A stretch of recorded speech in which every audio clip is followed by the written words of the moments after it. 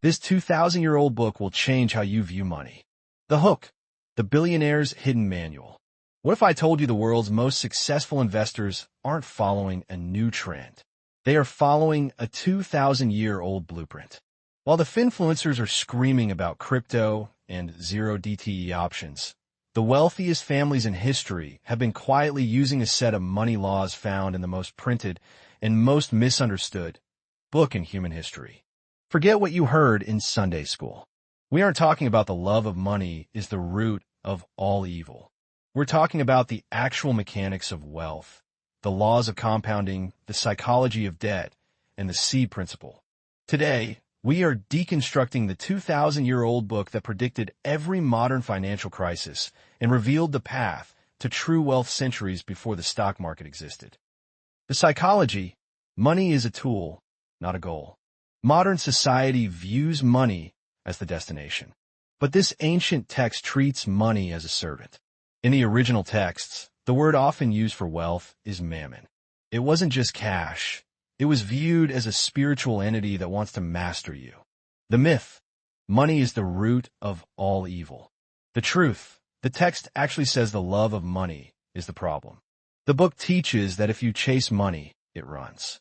But if you manage it as a steward, it accumulates.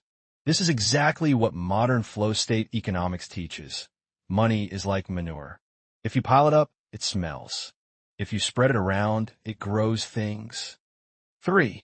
The strategy: the rule of diversification. People think diversification was invented by Harry Markowitz in 1952. Wrong. King Solomon wrote it down 3,000 years ago, and it was codified in this ancient text.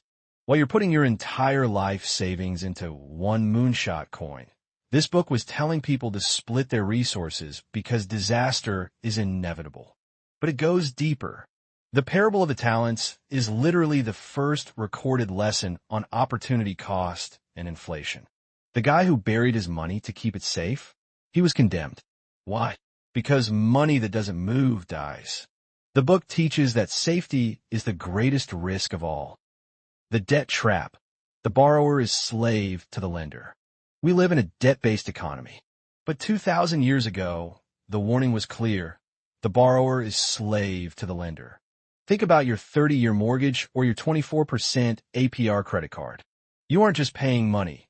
You are paying with your time, which is the only non-renewable resource you have.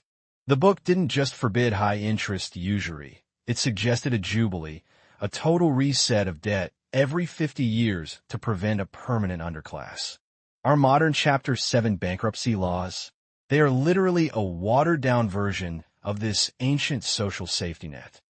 The seed principle: the secret of generosity. This is the most counterintuitive part. The book claims that giving money away makes you wealthier. Every billionaire master of the universe eventually figures this out. Whether it's the Giving Pledge or private foundations, they realize that circulation equals growth. The math: if you have a closed fist, nothing can get out, but nothing can get in either. The seed principle teaches that you don't eat your seed, you plant it. When you give, you aren't losing money. You are marketing to the universe that you are a reliable channel for more. The conclusion: the wealth of the soul. This 2,000-year-old book doesn't want you to be poor. It wants you to be unshakable. It teaches that true wealth is the ability to lose all your money and not lose your mind. Because if your identity is your bank account, you're one market crash away from a breakdown. The 100% accurate truth: this book is a manual on freedom. Freedom from the grind, freedom from the fear of not having enough, and freedom to use your resources to actually change the world. Now, I want to hear your thoughts. Do you think the seed principle actually works in the 2026 economy? Which ancient money law shocked you the most? Let's argue, politely, in the comments.